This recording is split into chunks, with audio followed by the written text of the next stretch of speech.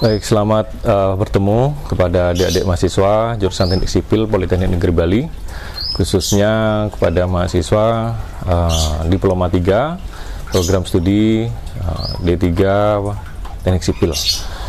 Pada kesempatan kali ini kita bertemu untuk mata kuliah struktur beton, di mana pada mata kuliah ini dosen pengampunya adalah saya, Fajar Surya Herlambang, dan yang tim teaching saya adalah Pak Made Jaya. Nah, pada semester ini struktur beton ini akan kita berikan selama kurang lebih 12 sampai 14 kali pertemuan, di mana setiap minggu akan ada 2 kali pertemuan. Dan pada kondisi saat ini semua pertemuan perkuliahan kita akan kita sampaikan dalam kondisi online ya, dimana metode yang saya terapkan di dalam online ini adalah memberikan video. Anda bisa lihat nanti videonya di channel YouTube saya. Semua materi ada di sana. Nanti kalau kita kurang, kita bisa tambahkan lagi dengan materi videonya.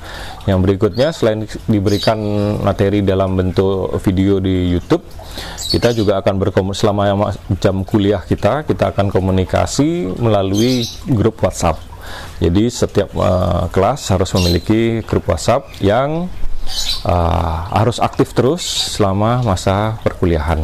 Nah, nanti komunikasi ada di sana setelah Anda nonton. Jadi teknisnya 1 jam pertama Anda nonton video dulu materi yang saya sampaikan. Setelah itu jam berikutnya kita akan membahas tentang materi yang ada di video melalui grup WhatsApp.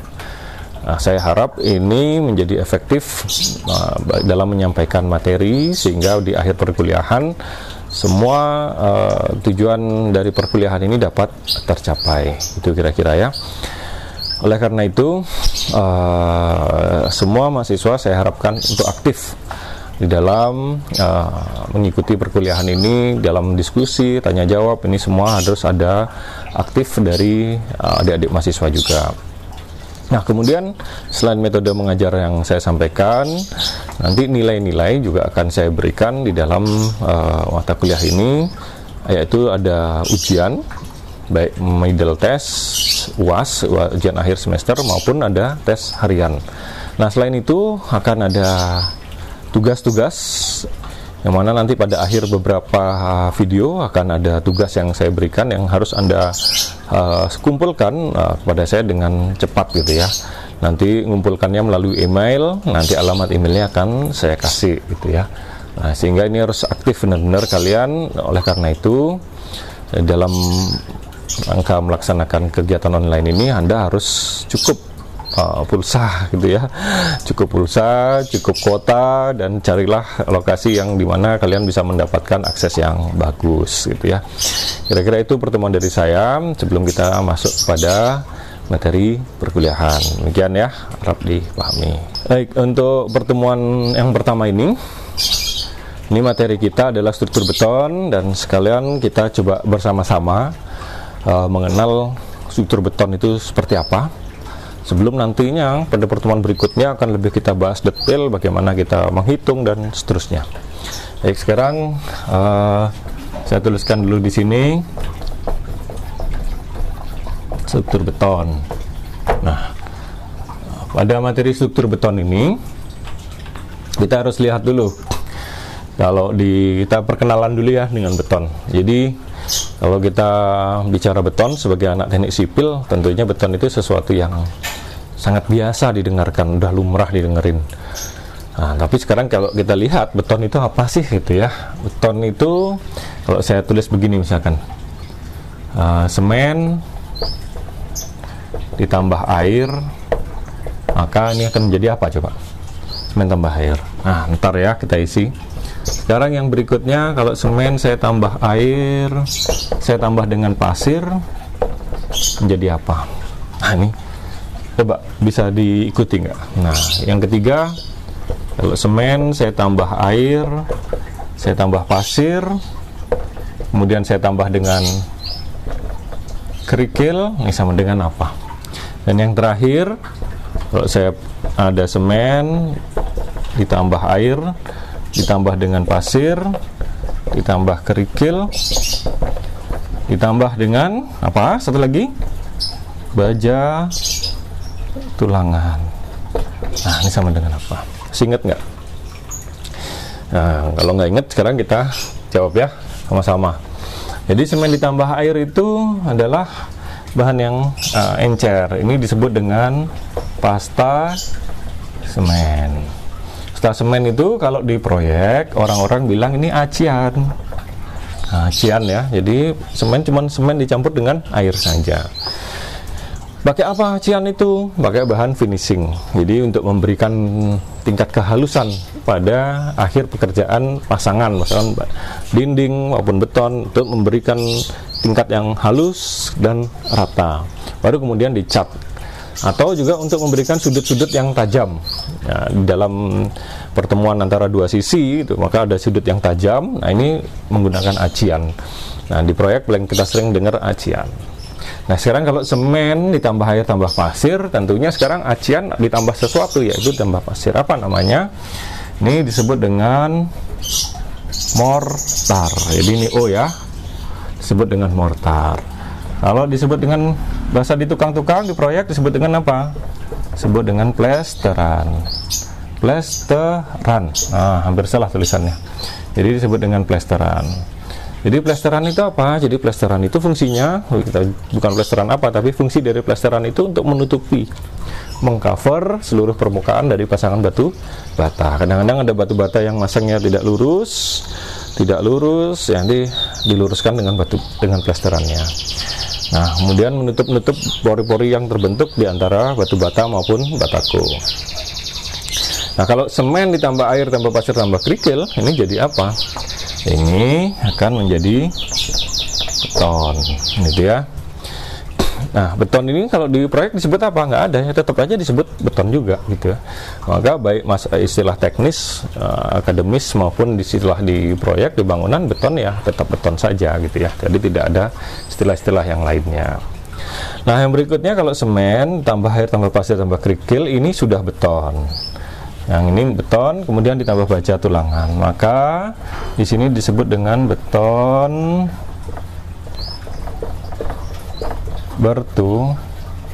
disebut dengan beton bertulang, gitu ya. Nah, jadi di sini ada tingkat-tingkat tertentu. Nah, ini semua punya sifat yang berbeda. Acian dengan plesteran sifatnya nggak sama karena ada pasirnya. Plesteran dengan beton sifatnya nggak sama karena dipengaruhi oleh kerikil. Beton dengan beton bertulang sifatnya juga tidak sama karena ada baja tulangan, gitu ya. Nah, ini harus dipahami dengan baik semuanya sehingga kita akan bisa dengan mudah mencapai kepada pengetahuan tentang struktur beton itu sendiri. Nah, sekarang saya nggak fokus ke sini ya. Ke ini nggak akan kita fokuskan yang ini. Nah, kita hanya fokus ke sini. Nah, kita fokusnya sebetulnya hanya kepada beton bertulang. Kalau kita lihat beton bertulang itu kan berarti beton ditambah dengan tulangan. Nah, kenapa beton itu harus ditambah dengan tulangan, gitu ya? Mengapa? Nah, ini jawabannya karena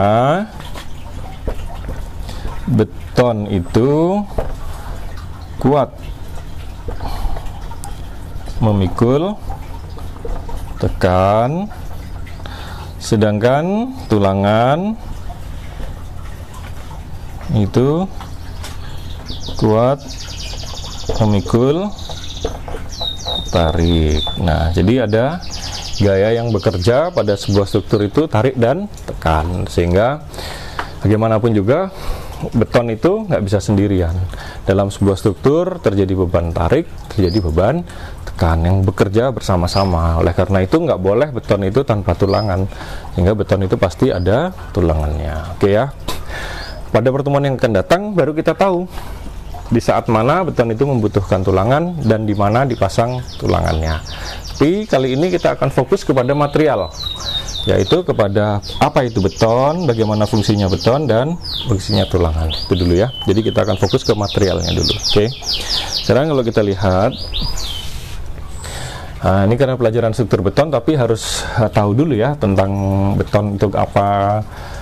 Ini hati-hati pelajaran struktur beton ini, karena ini akan sangat terkait dengan apa?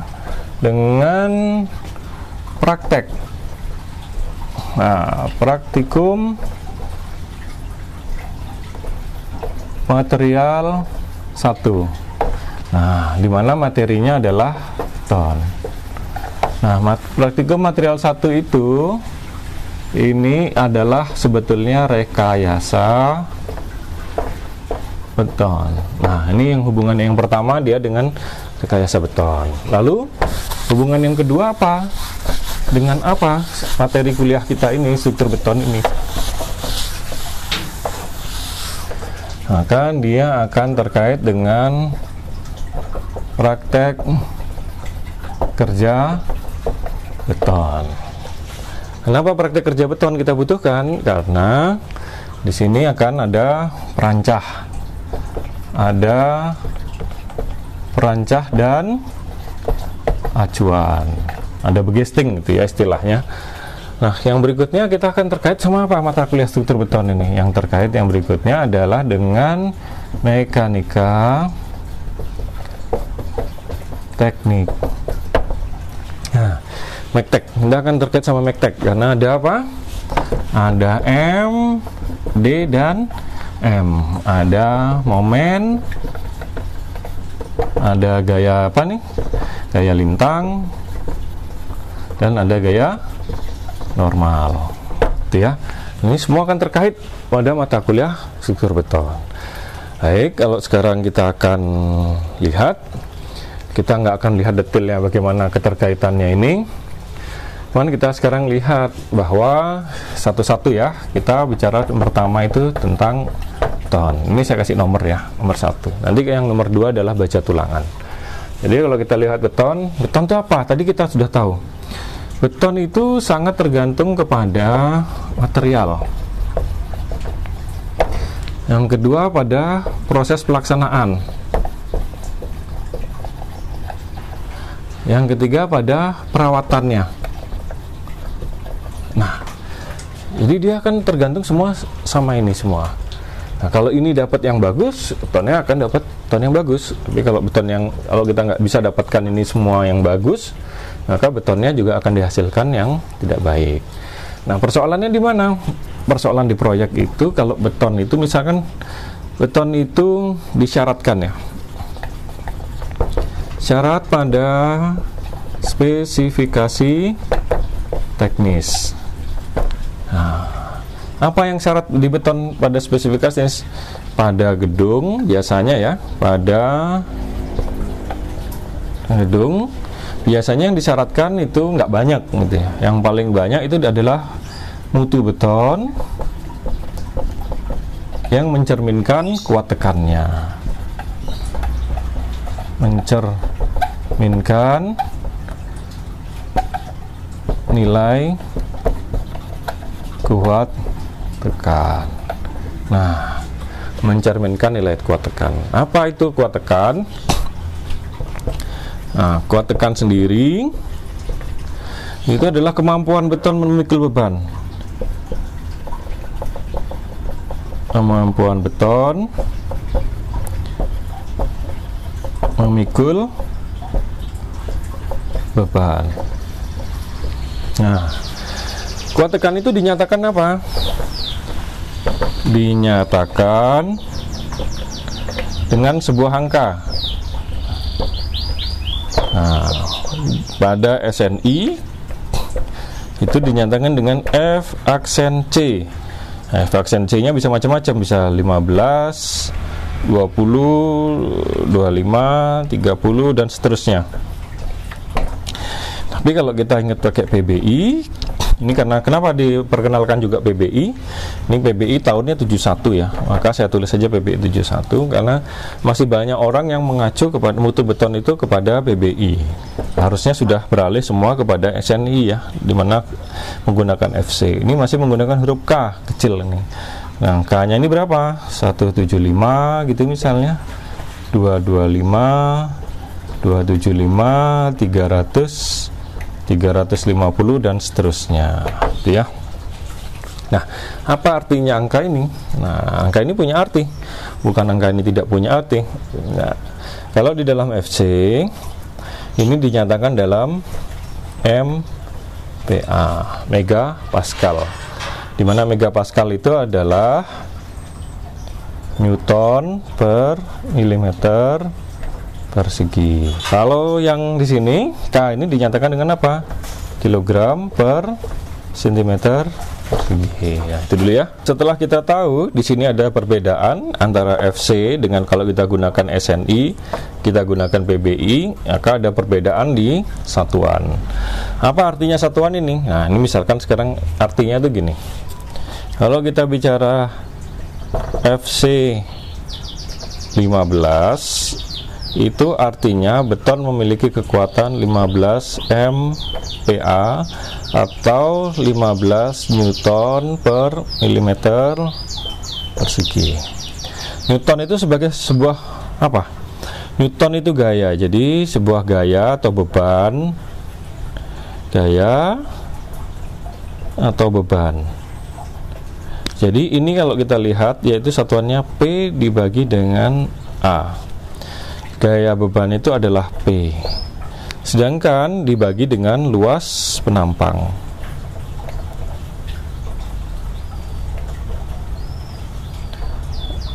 A. Jadi ini jadi menjadi sebuah tegangan.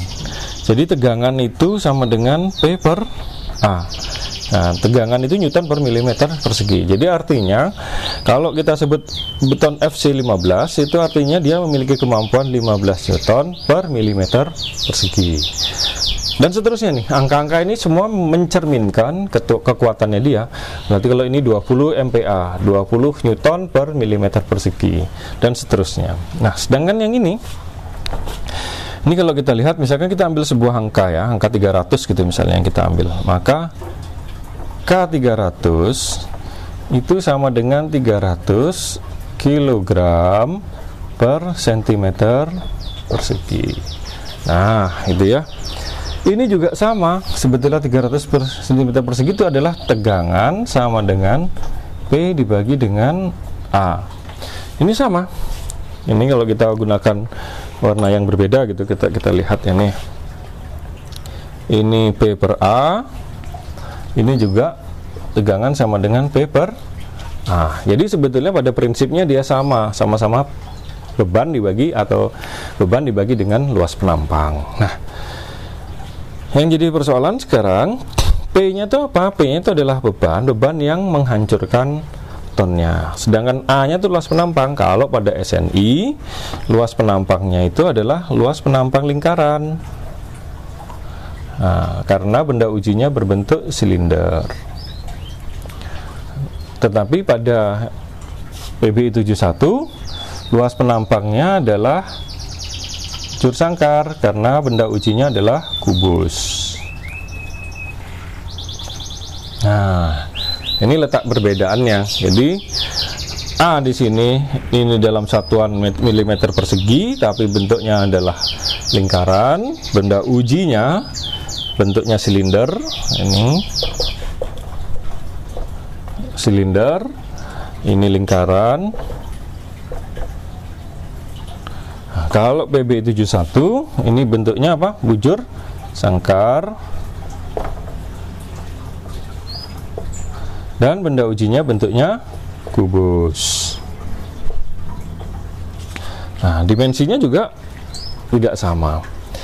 Kalau di sini lingkarannya ini diameter sama dengan 150 mm dengan tinggi H ini sama dengan 300 mm.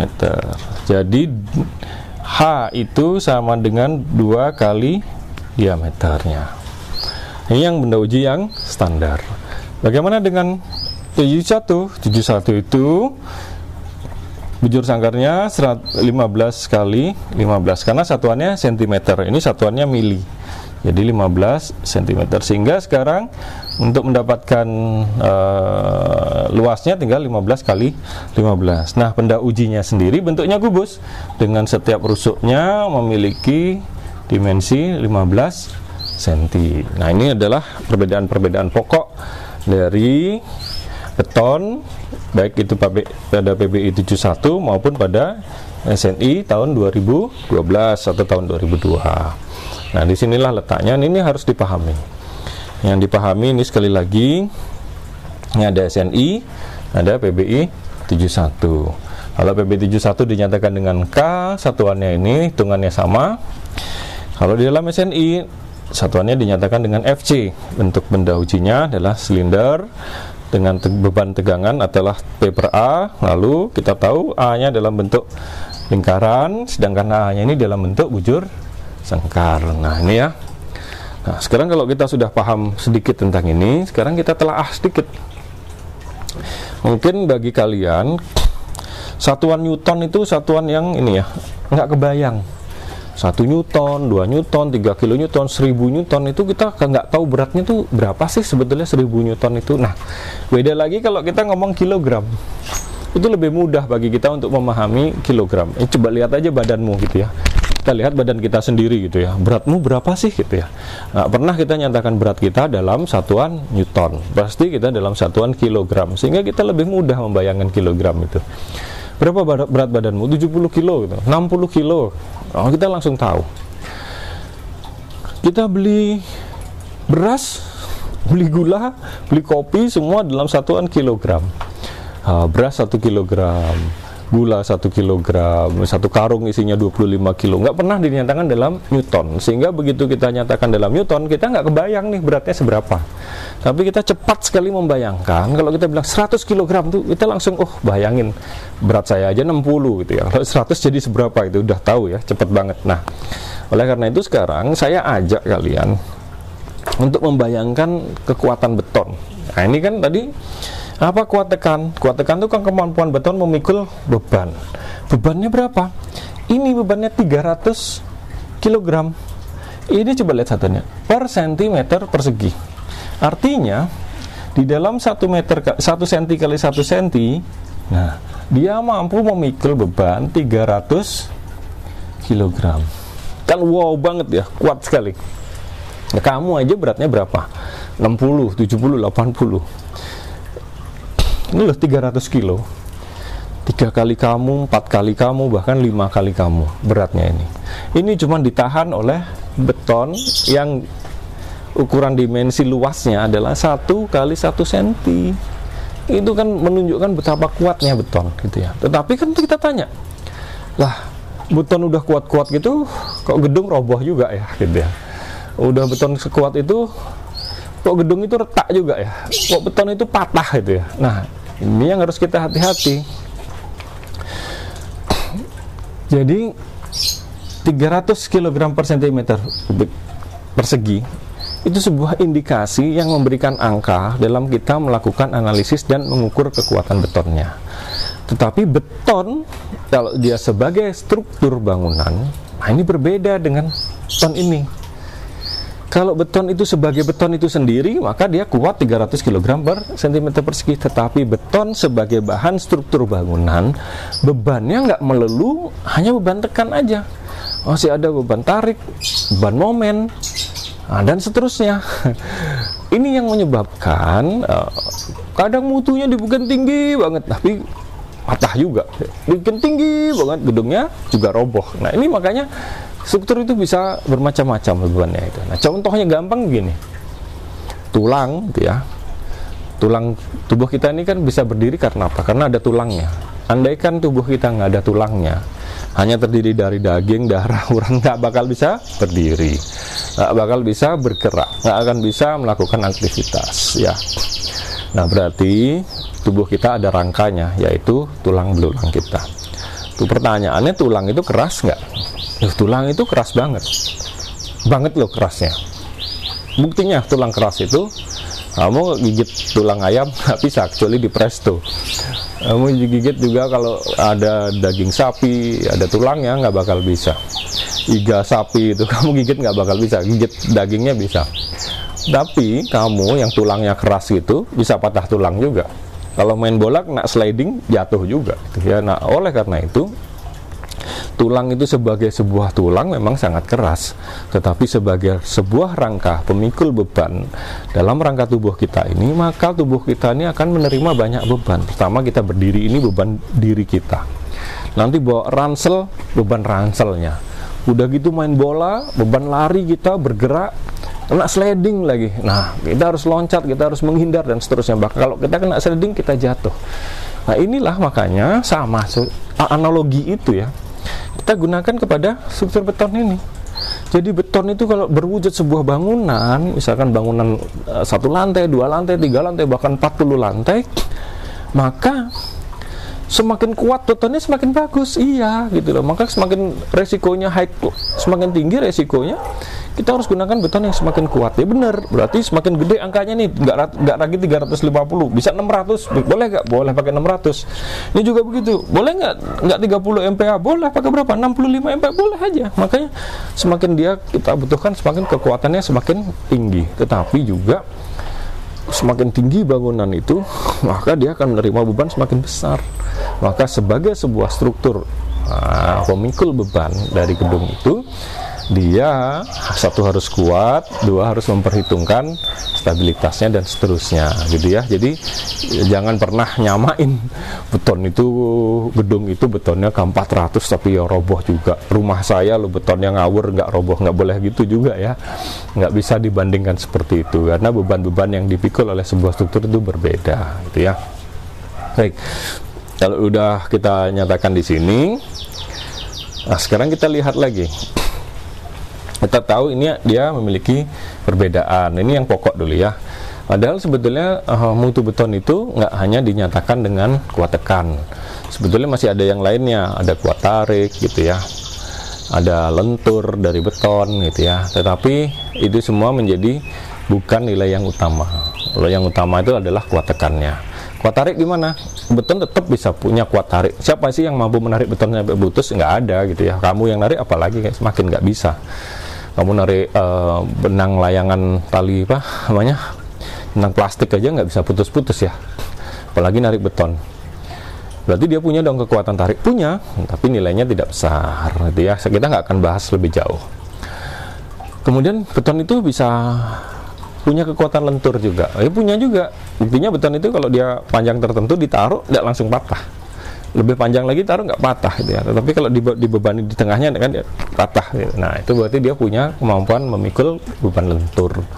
Maka beton itu jadinya seharusnya punya kuat tekan, punya kuat tarik, punya kuat lentur, dan ada sifat-sifat lain lagi yang harus kita ukur. Nggak melulu hanya kuat tekan. Tetapi pada mata kuliah struktur beton, nilai yang paling dominan yang kita pakai, yang utama itu adalah nilai kuat tekan dari beton itu sendiri itu ya. Jadi ingetin, saya sampaikan lagi, beton itu nggak melulu bicara kuat tekan, tapi masih ada yang lain lagi. Cuman di dalam struktur beton khususnya untuk gedung, kuat tekan adalah nilai yang paling dominan, yang paling utama, yang akan digunakan sebagai dasar-dasar perhitungan itu ya. Nah sekarang kita lihat, sekarang saya ingin kita membahas sedikit tentang material ya. Nah, kita nggak masuk ke rekayasa beton, kita nggak masuk ke praktek beton dan seterusnya, tetapi kita singgung sedikit-sedikit saja ya tentang hal-hal yang terkait sama beton seperti tadi ya. Maka sekarang kalau kita lihat, beton itu kan sebetulnya air plus semen plus pasir plus kerikil. Nah, supaya dapat beton yang baik, nah itu ada materialnya. Maka semua material itu harus dalam kondisi yang baik.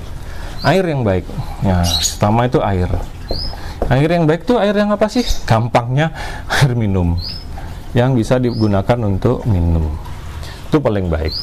Nah, kemudian kalau nggak mau yang kayak gitu, airnya syaratnya apa? Dia bening, tidak berwarna gitu ya, tak berbau, tak bau. Nah, yang paling utama dia tidak mengandung garam. atau garam-garaman. Kenapa nggak boleh ada garam-garaman?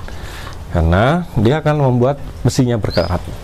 Kondisi garam-garaman yang ada di dalam kandungan air itu berbahaya karena dapat membuat proses karat pada besi.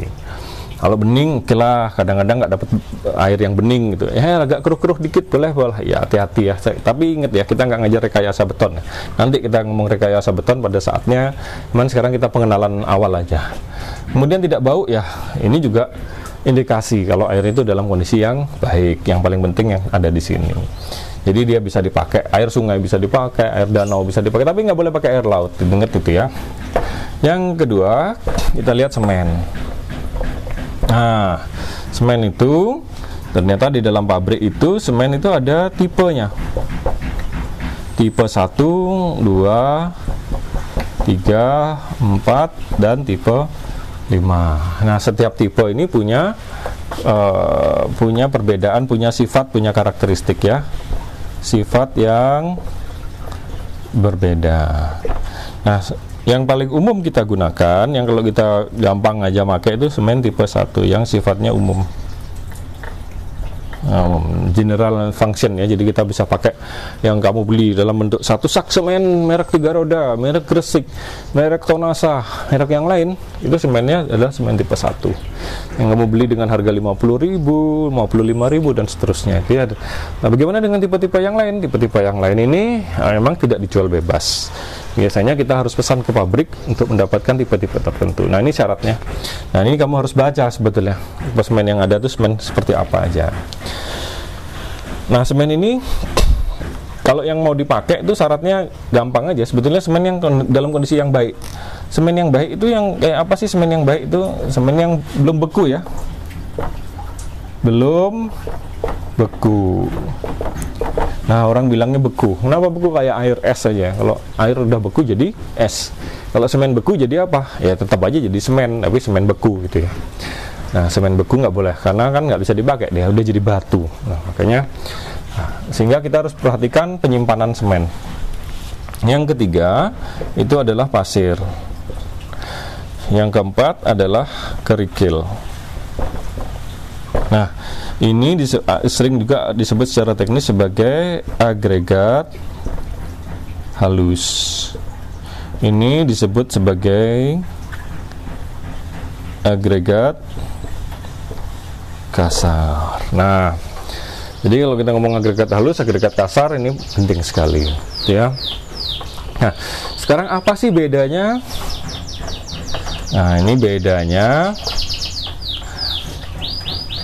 pada ukuran butir, itu ya.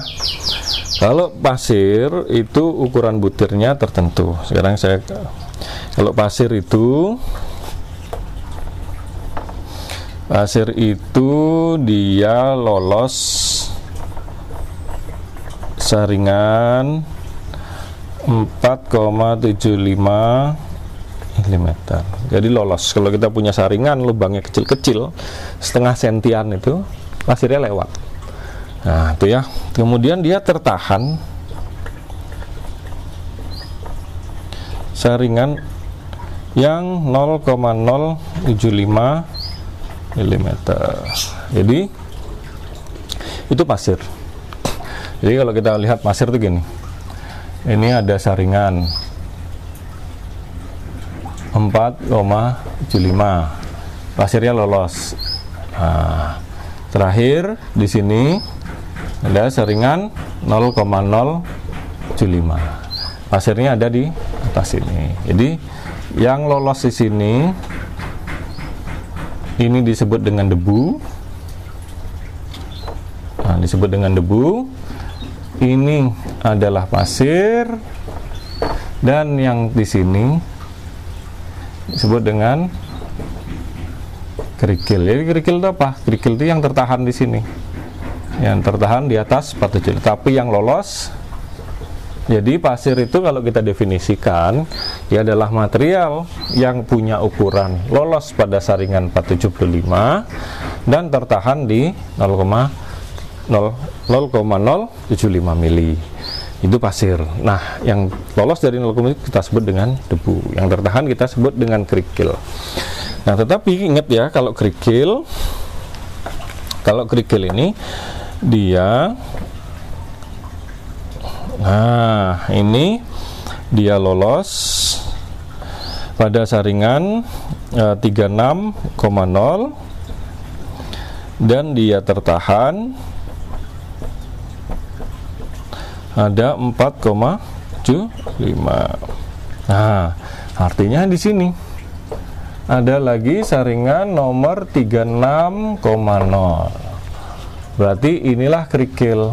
Nah, itulah disebut dengan kerikil. Nah, jadi jangan sampai kita terkecoh. Nah, sayangnya di proyek, kalau kita ngomong proyek ya, di proyek orang kalau mau ngecor beton itu belinya pasir cor. Nah, kan gampangnya gitu, belinya pasir cor. Terus kalau dia pasang batu bata, pasang batako, pasang batu bata, pasang keramik untuk plesteran, dia pasang plesteran itu pasang keramik, plesteran untuk mengasih dinding, plesteran itu dia belinya pasir pasang. Apa beda pasir cor sama pasir pasang? Pasir cor itu pasir bagi mereka digunakan untuk ngecor, tetapi ukuran butirnya tercampur antara butiran-butiran kasar yang di atas 475 itu masih banyak, dan yang lolos di sini juga masih tinggi. Tetapi kalau dia beli pasir pasang, itu pasir pasang itu biasanya benar-benar pasir. Nah, kalau kita mengacu kepada definisi yang diberikan di sini, maka yang disebut dengan pasir atau agregat halus adalah pasir pasang itu, bukan pasir cor. Sehingga walaupun dia namanya pasir cor, dia sebetulnya tidak baik kita gunakan untuk pengecoran, karena pasirnya masih mengandung butiran-butiran kerikil. Tidak baiknya kenapa? Karena kerikil yang ada pada gundukan pasir yang diperoleh dari pasir itu kebanyakan berupa batu apung. Memang dia ukurannya kayak jagung gitu ya, tapi dia batu apung. Nah, kalau pasirnya sendiri ini bagus dia. Hanya hati-hati, oleh karena itu tidak direkomendasikan mengecor menggunakan pasir cor. Sebaiknya gunakanlah pasir pasang gitu ya. Nah, di situ letaknya hati-hati dengan kondisi di proyek. Nah, maka kalau kita mencari beton yang bagus, itu yang pertama material ini harus bagus semuanya. Pasir airnya harus bagus, semennya harus bagus, pasirnya harus bagus, kerikilnya harus bagus. Nah, kalau semen ini bisa pabrikasi, airnya juga gampang, pasir sama kerikil lah yang jadi problem. Cuman sekarang kita nggak akan belajar sampai situ. Nanti pada rekayasa beton baru kita pelajari pasir yang baik gimana, kerikil yang baik seperti apa. Nah, oke ya, sekarang kita lewati dulu. Ini semua bahan ini semua harus bagus. Satu, materialnya harus bagus. Yang kedua, pelaksanaan yang harus bagus.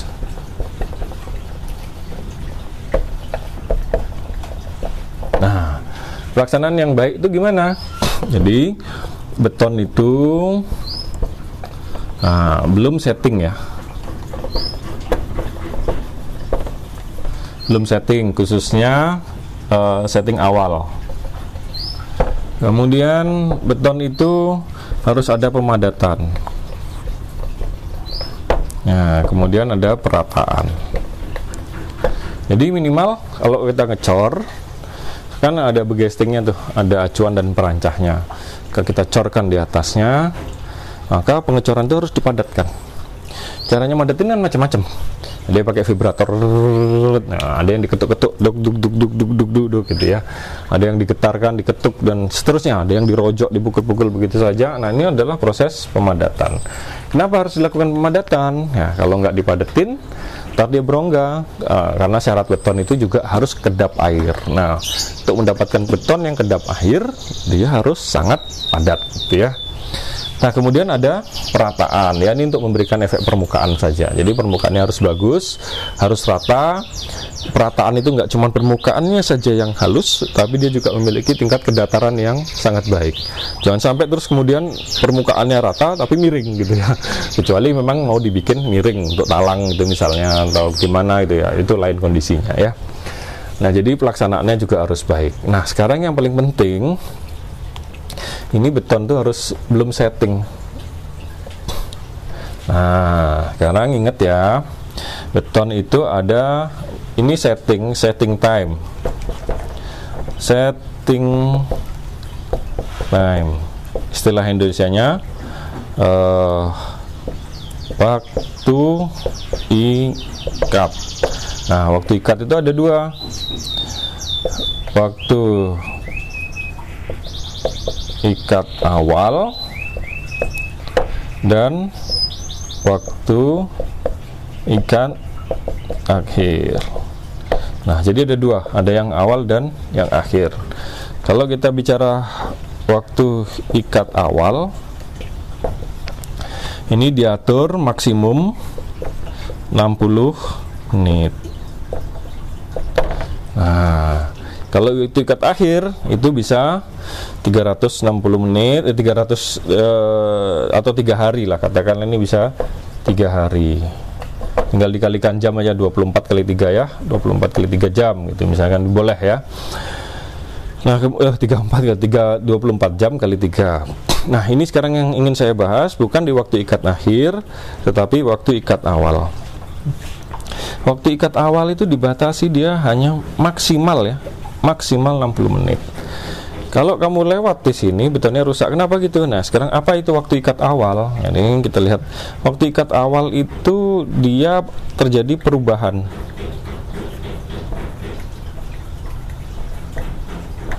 Sifat beton. Nah, berubahnya gimana? Nah, gini ya sekarang. Coba lihat.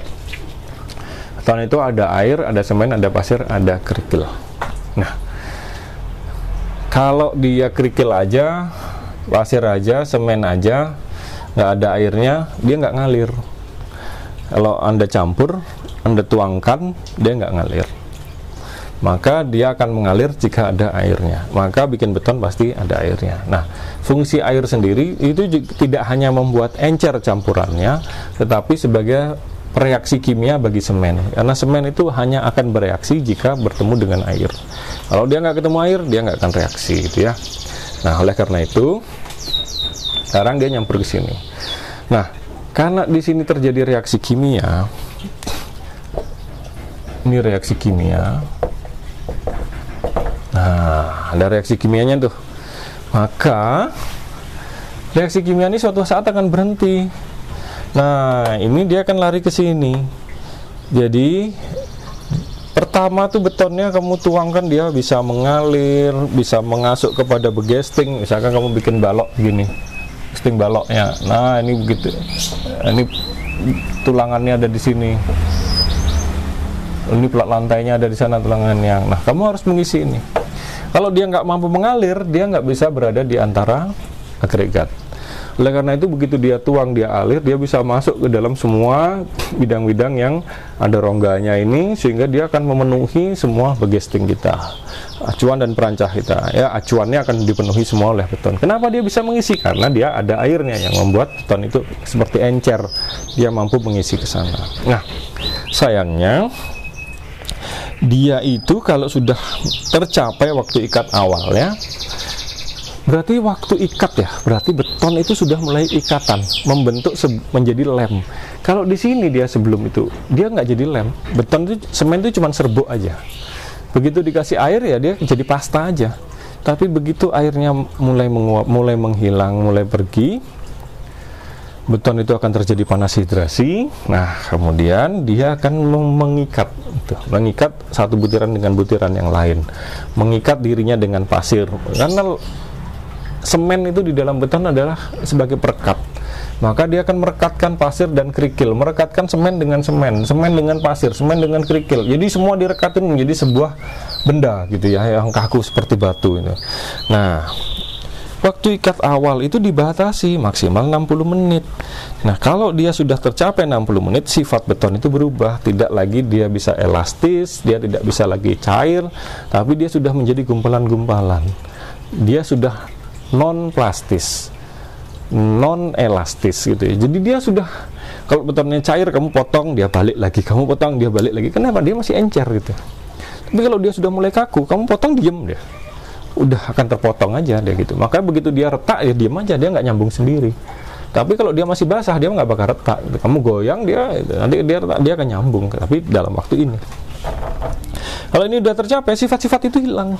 Dia nggak akan bisa ngalir, karena dia sudah menggumpal, sudah terjadi ikatan. Nah, sekarang dikasih waktu maksimal adalah 60 menit. Sehingga orang yang ngecor nih harus memanfaatkan waktu 60 menit ini. Buat apa 60 menit itu? 60 menit itu buat mencampur pasir, kerikil air, dicampur ke dalam molen, diaduk di sana. Kemudian setelah diaduk sekian menit dia dituangkan, dari dituangkan dia diangkut ke lokasi ngecor, udah ngasih ngecor dicorkan di lokasi, dipadatkan, diratakan. Jadi waktu yang panjang 60 menit ini digunakan untuk apa aja? Di sini untuk, ini ya, tak tulis ini ya, mengaduk, mencampur, nah, terus transportasi, terus dituangkan, dipadatkan. Nah, maka sampai terakhir diratakan. Maka 60 menit ini adalah semua proses. Semua proses itu harus selesai di dalam 60 menit. Jadi sebelum 60 menit tuh seret beres dah. Betonnya sudah dicorkan. Udah nggak boleh diganggu lagi. Nah, kalau kamu ganggu, itu tadi. Kalau dia patah, ya patah aja. Kalau dia retak, ya retak aja. Nggak akan bisa terjadi ikatan kembali. Nah, kalau dia sudah melebihi 60 menit. Tapi kalau kurang dari 60 menit, masih bisa. Nah, oleh karena itu ini harus diperhatikan. Nah, ini tadi baru 2 aspek. Pertama aspek material, 2 aspek pelaksanaan. Nah, setelah beton itu dicor di sini. Ini udah kecor semuanya betonnya. Udah kecor semuanya. Apa yang harus dilakukan kemudian? Nah, yang dilakukan kemudian adalah yang nomor 3. Apa yang nomor 3? Wah, ini sampai ruwet ini papannya, mau ditulis di mana lagi nih? Terus hapus setting time-nya ya. Yang nomor 3 itu adalah perawatan, atau disebut dengan curing. Nah, kenapa harus dirawat? Nah, gini kenapa harus dirawat. Ini beton yang sudah dicor, ya, dia terjadi proses. Kamu lihat, kalau beton udah jadi, airnya kemana? Udah nggak ada airnya di dalam beton itu, maka beton itu airnya pasti menguap. Nah, proses penguapan itulah yang harus mampu diatasi di dalam kegiatan perawatan ini. Karena proses penguapan yang terlalu cepat dari beton berarti dia lepasnya air dari ikatan semen kan, karena semennya udah. Nah, proses lepasnya air ini dari campuran ini nggak boleh terjadi terlalu cepat.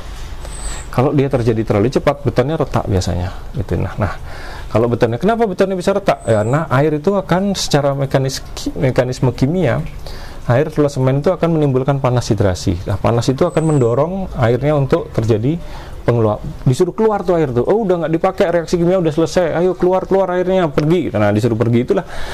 Kalau kamu terlalu cepat, kamu suruh dia pergi, proses kimianya belum selesai. Kalau airnya kebanyakan ada di sana, pergi belakangan, beton yang sudah mulai keras kedorong lagi oleh air. Satu itu, hingga disebutkan retak. Atau dia akan meninggalkan pori-pori, gitu akibatnya. Nah, sehingga beton itu menjadi rapuh, atau betonnya menjadi bocor. Nah, ini yang perlu kita hati-hati. Maka perawatan itu penting sekali. Gimana caranya merawat? Apa yang kita rawat? Perawatan kita harus menghindarkan beton itu terjadi penguapan yang cepat, gitu ya. Maka perawatan itu penting, minimal kita lakukan selama 3 hari. Dengan cara apa? Kalau dia nguap, biar jarang nguap, disiram, ditutup, gitu ya, atau dilapisi dengan karung basah.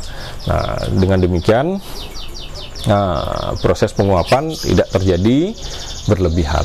Dia bisa agak pelan, gitu ya, tertahan, sehingga proses kimianya berlangsung dengan baik. Itu kira-kira. Nah, kira-kira itulah pengetahuan kita tentang beton. Nah, nanti kita bicara lagi. Tadi kita bicara tentang beton secara singkat sekali, gitu ya. Padahal sebetulnya kalau kita bicarakan betonnya sendiri dari 4 material tadi penyusun, bahkan ada nomor 5 yaitu aditif, itu sebetulnya panjang ya. Sampai beberapa jam juga nggak selesai, gitu ya. Apalagi kalau kita membahas satu-satu, betonnya gimana, kerikilnya gimana, pasirnya gimana, semennya gimana, airnya gimana, aditifnya gimana, kemudian apa pengaruhnya dan seterusnya, itu panjang ya. Nggak bisa sekarang. Tapi itu ada di mata kuliah yang lain. Nah, untuk yang ini sekarang kita lihat, kan tadi kita bicara nomor 1 itu beton. Nomor satu kita bicara tentang ton. Sekarang kita coba secara singkat bicara tentang baja tulangan ya. Baja tulangan itu dinyatakan mutunya dengan kuat tarik. Nah, simbolnya adalah FY. Di dalam, saya kasih ingat ya. Nah, di dalam mata kuliah ini diperkenalkan hanya ada dua saja. Nah, itu ya, baja tulangan. Diperkenalkan hanya ada dua saja. Padahal sekarang di zaman maju begini, modern begini, baja tulangan tuh macam-macam gitu ya. Mutunya banyak sekali. Tapi untuk memudahkan kita belajar, hanya diperkenalkan dua mutu saja. Yaitu kekuatan yang pertama itu besi yang polos. Dan yang sini adalah yang ulir. Yang polos itu FY-nya 240 MPa. Sedangkan yang ulir kita perkenalkan 400 MPa. Itu ya, kita perkenalkan dua macam. Ada besi polos, ada besi ulir. Ini aja dulu. Nah, MPa 400, 240 dan 400. Nah, sekarang kita lihat sekarang bagaimana sih mengukur kuat tarik baja tulangan. Nah, sekarang baja tulangan itu kalau saya gambarkan ya, misalkan begini. Nah, dia punya L gitu. Nah, sekarang kalau baja yang kita punya L ini kita kasih beban, nah dikasih P.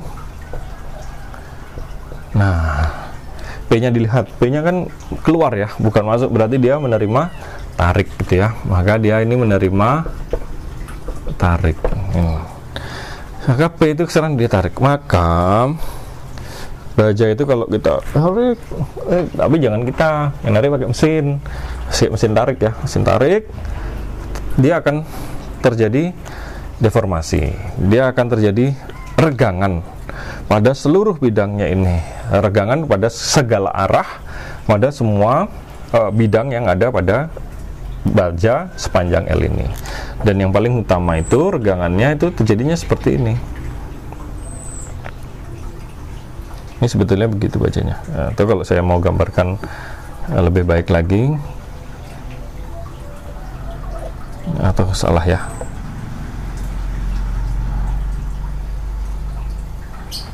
Nah, gitu bajanya. Kemudian di sini bajanya itu terjadi perubahan panjang. Ini sekarang dia menjadi L1, di mana di sini terjadi apa? Delta L. Adanya perpanjangan. Dan di sini dia terjadi perubahan juga. Dia meregang. Jadi kalau baja kita tarik itu, nah, tarik terus nanti dia akan kecil, di daerah yang akan putus itu akan mengecil seperti ini ya kira-kira. Di tengah-tengah ini dia akan besarnya dia akan tidak sama. Semakin saat semakin kecil nanti dia akan putus. Nah, perubahannya di sini terjadi perubahan panjang yang bisa disebut dengan delta L atau peregangan. Berapa besarnya? Nah, ini dia. Nah, baja itu sekarang kalau kita kasih P, ini kan pertama kita tarik segini, tarik segini, tarik segini, tarik segini. Nah, langsung kita gambarkan dalam sebuah bentuk grafik. Nah, grafik yang di atas ini adalah grafik beban ya, beban P-nya. Kita tarik P tariknya. Misalnya kita kasih angka tertentu ya. Misalnya nih P-nya saya kasih langsung aja deh 100 kg, 200 kg. Di sini udah 500 kg, 700, 800, 900, 1000, 1100, 1200. Nah, kita kasih dia beban seperti itu. Nah, setiap kita tarik dia sebetulnya terjadi perpanjangan.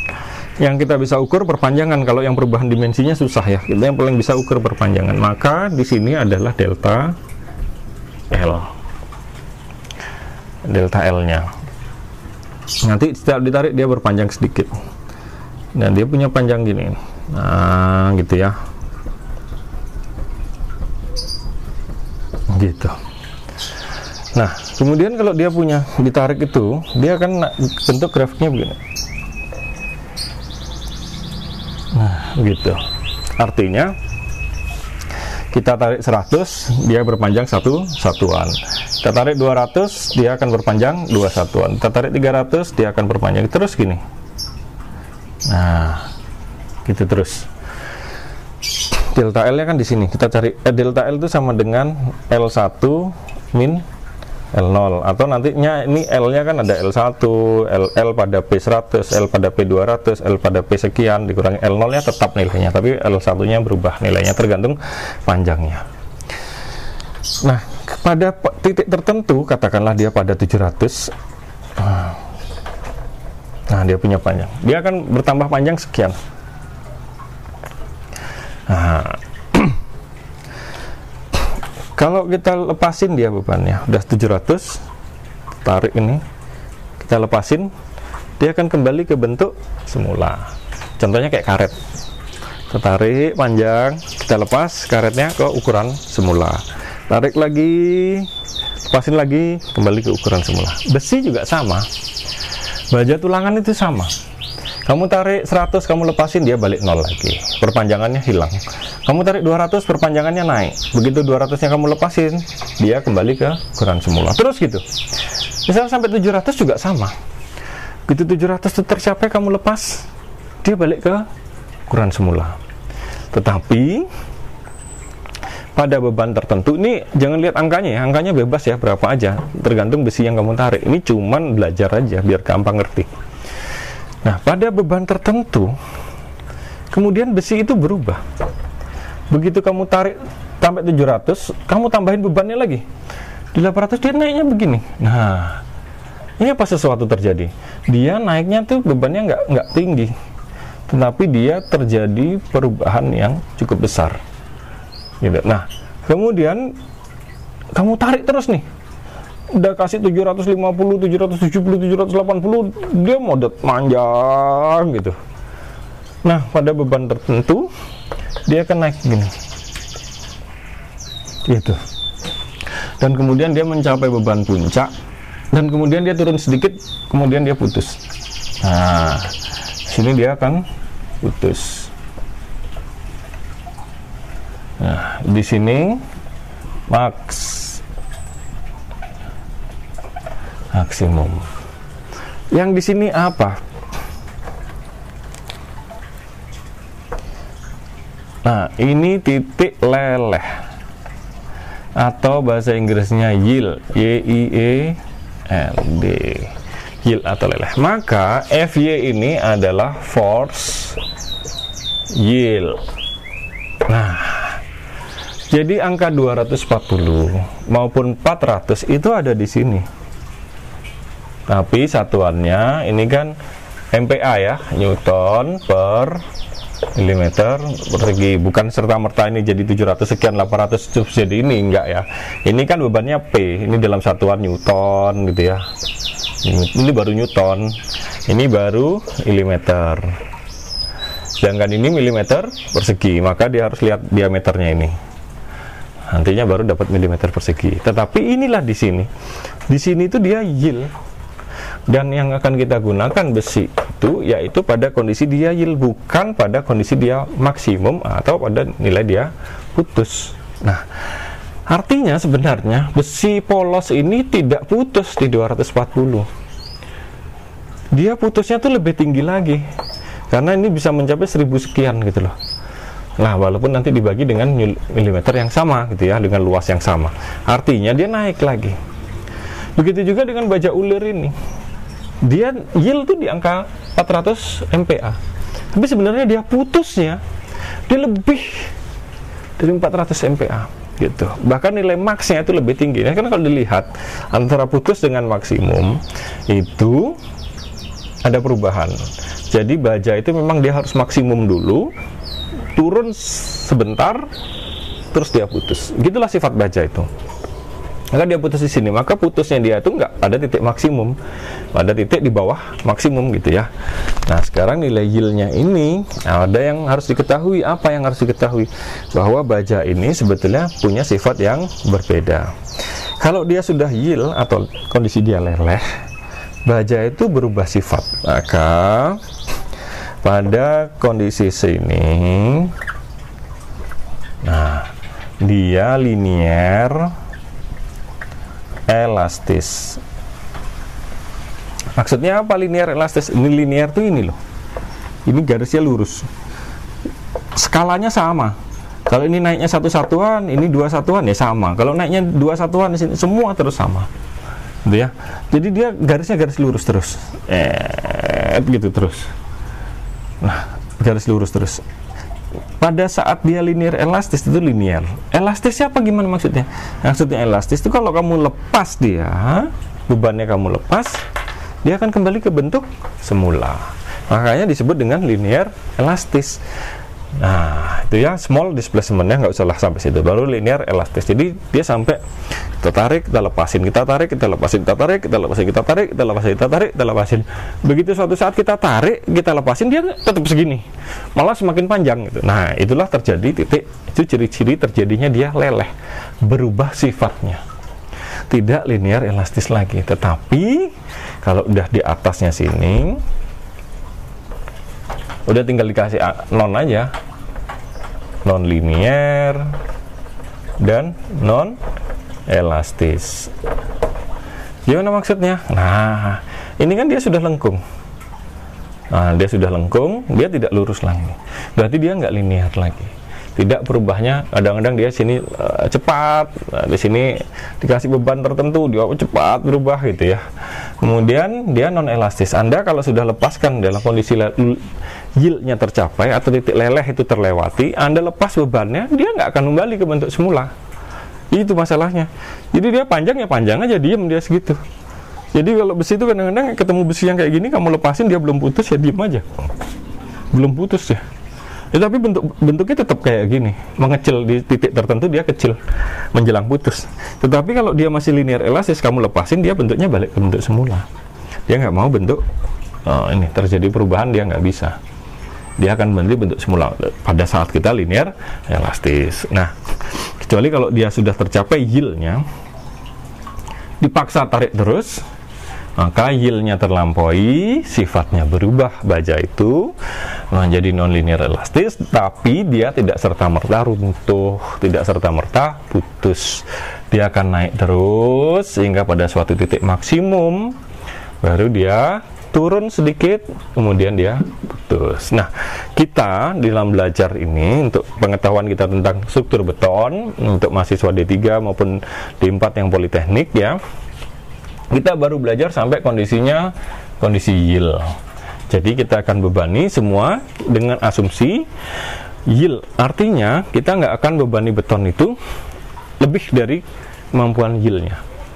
Yield tercapai itu asumsi kita udah runtuh. Itu. Ini yang akan kita gunakan. Nah, untuk dasar-dasar kita belajar beton bertulang. Nanti kalau sudah expert, kalian sudah ahli, sudah jago, itu nanti baru belajar non-linear dan non-elastis.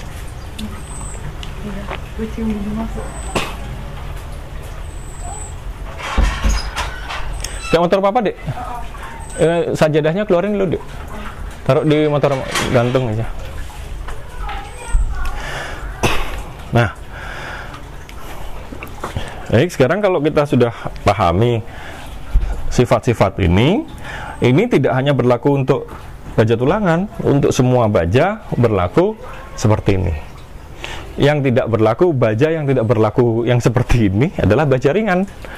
Nah, hati-hati ya baja ringan, karena kita sering dengar loh terminologi baja ringan gitu, dan sering pakai baja ringan. Pakai untuk apa baja ringan? Atap, gantiin kayu, kayak baja ringan. Terus sekarang baja ringan sudah nggak cuma dipakai ya atap aja. Orang sudah gunakan baja ringan itu apa? Bikin kolom, bikin balok gitu ya, pada struktur sederhana itu sudah dibikin menggunakan baja ringan. Nah, baja ringan itu bukan baja seperti ini, baja ringan itu sebenarnya lapisan seng, lapisan lembaran itu yang dipres menjadi bentuk tertentu, sehingga dia tidak masuk dalam kategori baja profil atau baja berat atau baja tulangan yang memiliki tipikal dari beban tegangan tariknya seperti ini. Itu ya, dia beda sendiri, dia belum ada aturannya dengan yang pasti, belum ada untuk baja ringan maksudnya. Jadi kira-kira itu, dan ini yang akan kita kombinasikan kemampuan ya ini tariknya ini dengan yang tadi ada beton yang mampu memikul beban tarik gitu ya. Jadi kira-kira ini dulu yang saya sampaikan untuk baja. Nanti kita coba sambung lagi pada bagian yang ketiga, struktur beton sebagai beton bertulang sebagai sebuah struktur.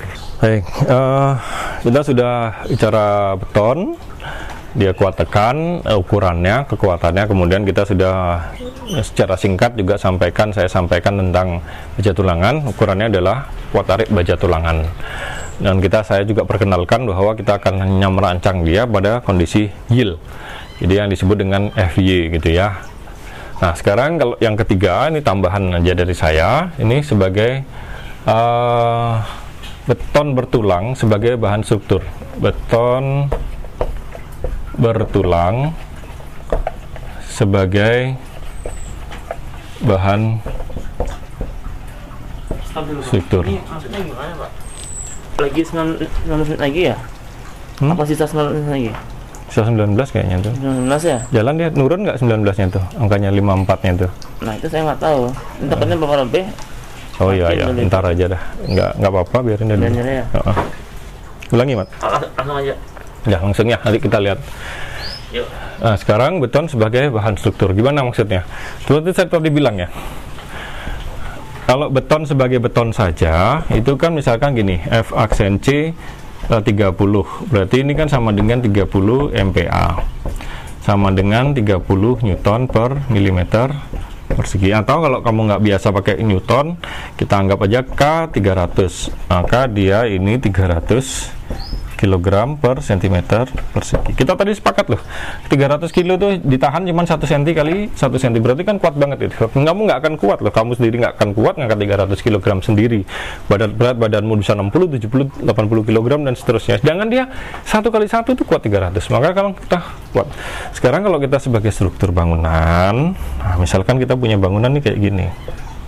Ini pondasinya ya, simbolnya pondasi. Ini bangunan. Nah, terus saya tambahkan kondisinya begini. Nah, lantai 1, lantai 2, lantai 3, bertingkat, gedung 3 tingkat, bertingkat 3 ya. Nah, gedung 3 lantai ini tidak serta-merta hanya didukung oleh kemampuan 300 ini, tapi juga dia ada tulangannya, rangkanya dia. Kalau nggak ada rangkanya nggak mungkin. Misalkan ini sekarang bentangnya berapa meter? 6 meter gitu. Wih, besar. Nah, misalnya ini berapa? Ini katakanlah 4 meter, 4 meter, 4,5 meter, kemudian ini 2 meter. Nah, ini dia punya tinggi. Nah, dengan ketinggian ini 4 nya 8, 12,5 meter, apa yang terjadi pada gedung ini gitu ya. Nah, gedung ini macam-macam yang terjadi gitu ya. Ada beban, ada angin, ada beban angin, beban air, hujan, segala macam. Kemudian belum lagi efek yang ada di sini, ada gempa ya, ada gempa gitu ya, menggeser dia dan seterusnya, sehingga gedung ini akan menjadi apa? Bisa aja jadi gini dia, miring gini. Nah, bisa terjadi seperti itu. Belum lagi beban-beban yang ada di dalamnya, ada kursi, ada meja, ada bangku, ada barang, ada buku, ada kamu, ada saya, ada macam-macam. Maka beban pada gedung ini tidak hanya tekan dan tarik, tapi timbul momen. Maka ini sekarang terkait sama Mektek. Maka gedung itu, ini kalau ini tadi gedungnya seperti ini, maka dia akan memiliki apa? Memiliki bidang momen.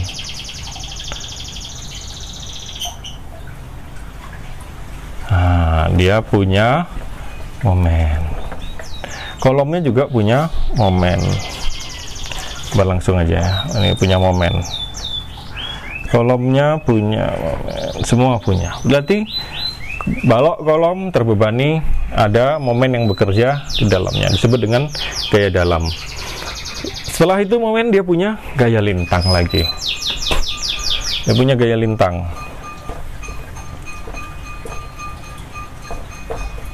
Tadi kebanyakan lantainya ya. Jadi sekarang punya gaya lintang. Besarnya gimana?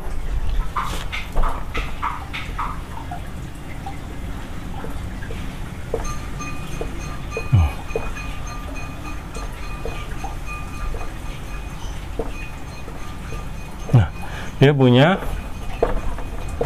lintang. Lalu dia punya normal nggak? Nah, kita lihat kalau normal. Pertama, sementara ini belum dibahas ya. Belum dibahas karena yang kita akan pentingkan adalah momen dan gaya lintangnya. Nanti di dalam kelanjutan materi ini baru kita akan lihat kenapa normalnya belum banyak pembahasan ya, masih banyak momen dan gaya lintangnya. Nah, inilah sebagai, jadi beton itu sebagai struktur, dia itu akan banyak, misalkan dia kayak kamu. Apa bebannya sih? Beban ini beban apa aja? Nah, sekarang anggap aja struktur itu adalah diri kita sendiri. Maka apa saja diri kita? Diri kita ini bebannya adalah beban berat kita sendiri. Kalau kamu timbang beratmu 70 kg dan seterusnya.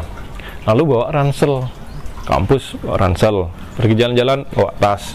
Itu udah beban tambahan, beban hidup. Belum lagi pakai jaket yang tebel, beban hidup. Pakai sepatu Lars juga, beban hidup lagi.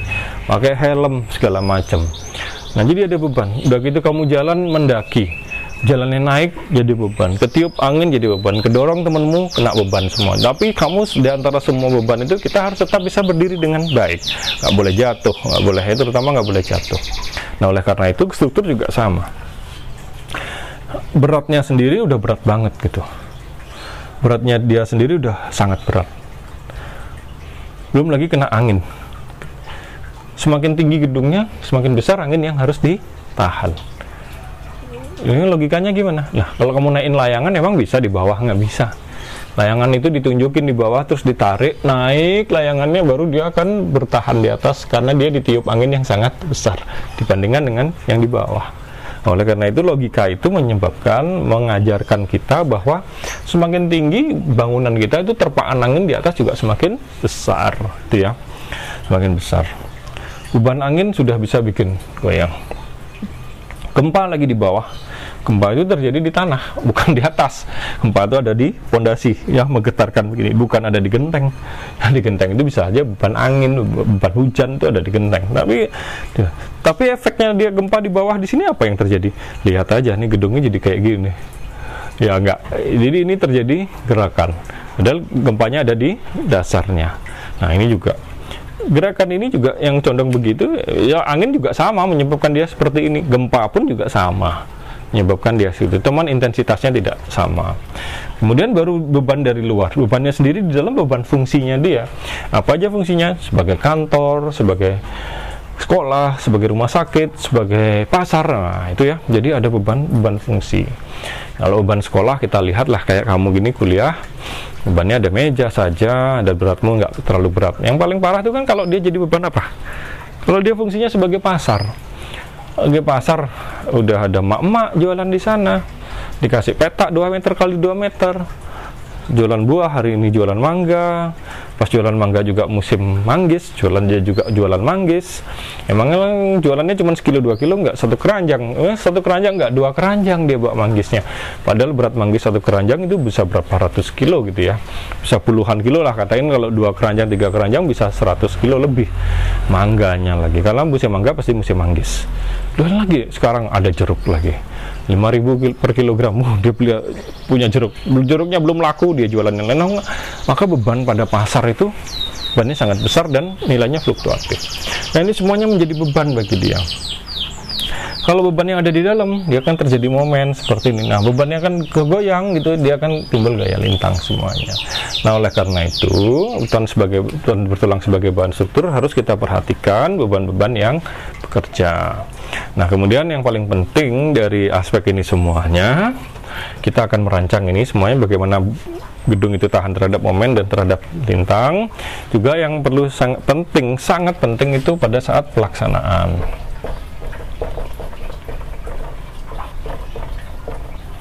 Nah, saat pelaksanaan itu penting sekali. Kenapa? Karena beton itu dia pertama itu fresh konkret atau beton segar. Nah, ini sebelum terjadi waktu ikat awal, masih dalam bentuk beton segar. Makanya pada saat beton segar ini baru menjadi hard concrete atau beton keras. Nah, ini waktu ikat akhir. Nah, yang persoalan kan kita ngecat tuh fresh concrete. Beton itu kalau kita analogikan sederhana biar gampang itu bayi baru lahir nggak bisa ngapa-ngapain, berdiri aja nggak bisa, apalagi memikul beban yang lainnya. Artinya dia berdiri aja nggak bisa, setelah berdiri jalan belum bisa, setelah jalan baru bawa barang. Kamu juga bawa barang berapa kilo sih? Angkat satu semen, kuat nggak satu semen? Ya, untuk menjadi bawa banyak kan harus latihan. Beton juga sama. Baru dia menjadi fasad, dia fresh konkret, dia masih encer, dia belum kaku, maka dia memerlukan bantuan apa yaitu acuan dan perancah. Ada begestingnya dia, acuan dan perancah ya. Diperlukan karena dia masih belum mampu memikul berat sendiri. Nah, nanti kalau dia sudah mulai kering betonnya, seiring dengan waktu, maka acuan dan perancahnya bisa dibongkar. Berapa lama waktu yang dibutuhkan untuk membongkar perancah? Waktu untuk membongkar cepat, tapi kapan boleh dibongkar? Apakah 3 hari boleh dibongkar? Apakah 7 hari boleh dibongkar? Apakah 14 hari boleh dibongkar? Nah, ini adalah persoalan-persoalan yang lain yang tidak akan kita bicarakan dalam struktur beton. Nanti kita bicarakan dalam rekayasa beton juga bisa ya, atau dalam kerja praktek beton juga bisa. Nah, kecuali kalau ini sekarang dia sudah mencapai kemampuan dia untuk memikul berat sendiri, baru dia bisa menjadi hard concrete, baru kita bisa buka segala macam acuan dan perancahnya. Nah, jadi persoalan adalah mutu beton yang tadi kita nyatakan, misal F aksen C30 atau K300 ini dinyatakan, nah ini ya,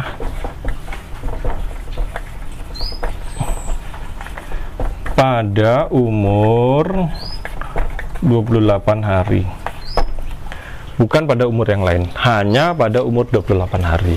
Tapi umur-umur yang di bawahnya itu hanya prediksi dia akan mencapai umur 28 hari dengan kekuatan berapa. Jadi kita bisa saja melakukan tes penguat tekan beton pada umur 3 hari, 7 hari, 14 hari, 21 hari juga bisa. Tetapi nilai tersebut bukan cerminan dari mutu beton. Mutu beton itu hanya dinyatakan pada umur beton 28 hari. Nah, oleh karena itu, pada saat kita masuk beton sebagai bahan struktur, itu harus memperhatikan aspek pelaksanaan ini. Banyak hal di sini yang terkait. Kalau kamu nggak bagus di dalam mengatasi fresh concrete, hard concrete-nya juga nggak bagus, melaksanakan yang nggak bagus, ngecornya jelek, bahannya jelek, aduh jelek semuanya, dia nggak sanggup nanti memikul. Ya nggak sanggup dia kesini.